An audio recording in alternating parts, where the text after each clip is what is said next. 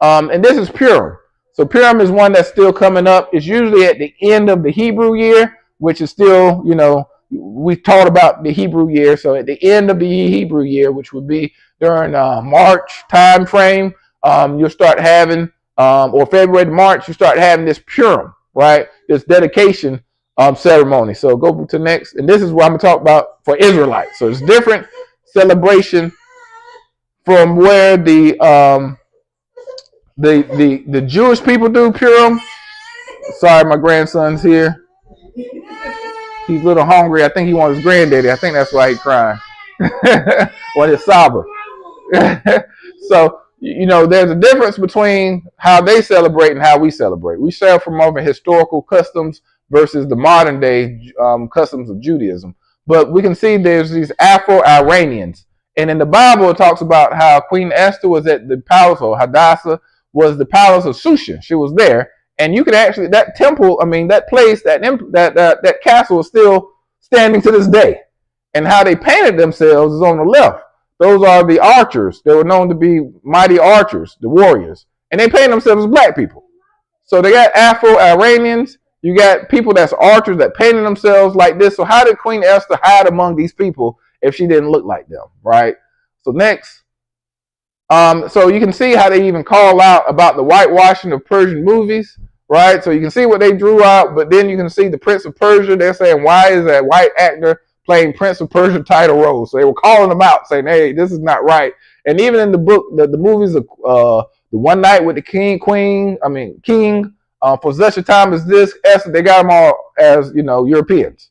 And, they knew that wasn't what they looked like, right? History tells you that's not. And even if you look at some of the movies that try to portray some of this, during this time, the castle, they will remove some of the art that was on the castle. So you wouldn't see them drawn as this way, which I think is just, crazy, straight whitewashing of history.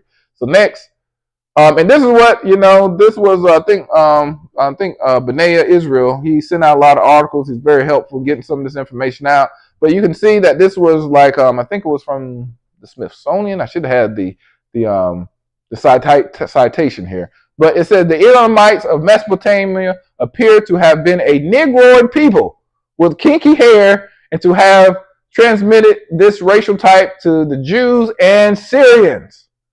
There is curliness of hair together with a Negro eye. I don't even know what a Negro eye is, but they had a Negro eye and full lips. In the portraiture, I don't even have to say that, of Assyria, which conveys the idea of the evident Negro element in Babylonia. So remember, Cush was the one that started Babylonia because, it was during the time of Nimrod. Nimrod was a descendant of Cush, and he started Iraq now, right? That's in the Bible. So, these people would be because Cush means black, right? So they would be of dark complexion. So the original Elamites or Persians were black people. And they'll try to switch up history now. So there's a video where even people of the Middle East even talk about how the Middle Easterns were black people. The original ones were. All right, so next.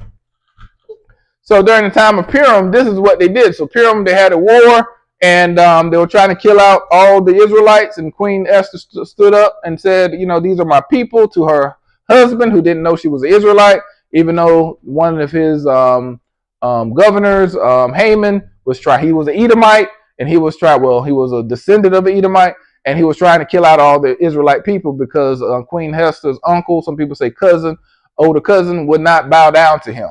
So, after the king found out, Haman was killed. To make a long story short, that's the reason why we go through it, all through one day when we celebrate it. But Haman was killed on his own, trap that he was going to try to kill kill Mordecai on. And, he gave the people, made a law where the people can defend themselves. And they defended themselves, and, they end up winning the war. And Mordecai, the older cousin of Hadassah, that he was honored. People don't even talk about that, and how he was just like Joseph was next to Pharaoh. Mordecai was next to the Persian king in rule and leadership as well. But they did a rejoicing after they won, and they made a memorial. So this is another memorial that we celebrate, and it was for one group of people did it for 2 days on the 13th and the 14th, and the people that was living in Susa did it for 3 days on the 13th, 14th, and the 15th. So the people in the rural areas end up doing it for just the 14th day, and also having a day of fasting, from my understanding. You can see that in some of the scriptures there in Esther. And then, they did it a day of feasting, of rejoicing, of sending food to one another, and giving gifts to the poor. So this is what we try to do with canned goods, and try to do things for other people, as well as, have stuff for, homeless children. Or I think we did something for what we call the Haven House. There's a homeless community of kids here in our local area. And but we also did stuff for kids and played games and stuff like that, right?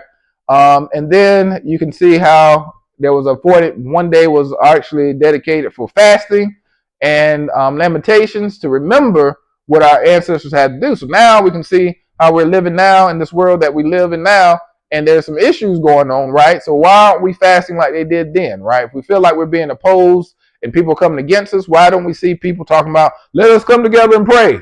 Some of these stars and actors, and seeking Yah and his power that's going to come and help us, just like it's been prophesied in the past. So to me, that's what Purim is to remember that Yah is going to protect us through all things, that he's going to establish and keep a remnant of his people established throughout time, until his plan to bring us back as a people is established. All right.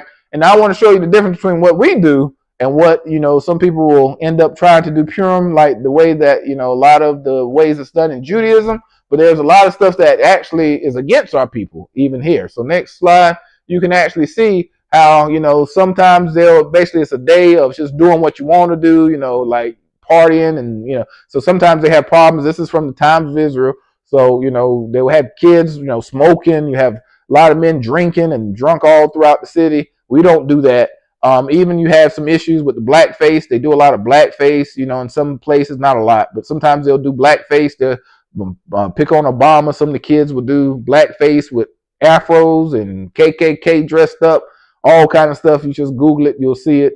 And then, they have even, some of the stuff we call our debauchery, with homosexuality there as well. And that's all in Tel Aviv, as well, the capital of Israel, where they do that stuff too. So that's not what we do. Just want people to know that's not what we do. So if you Google it, make sure you look at the Bible, not what they're doing nowadays, because we think it's, sometimes insulting. Well, a lot of times every year, there seems like some of this stuff. They even ask some of the Jewish people who's, on our side, they tried to tell people not to do this, and they still do it anyway. Some stars and stuff got caught with it too. So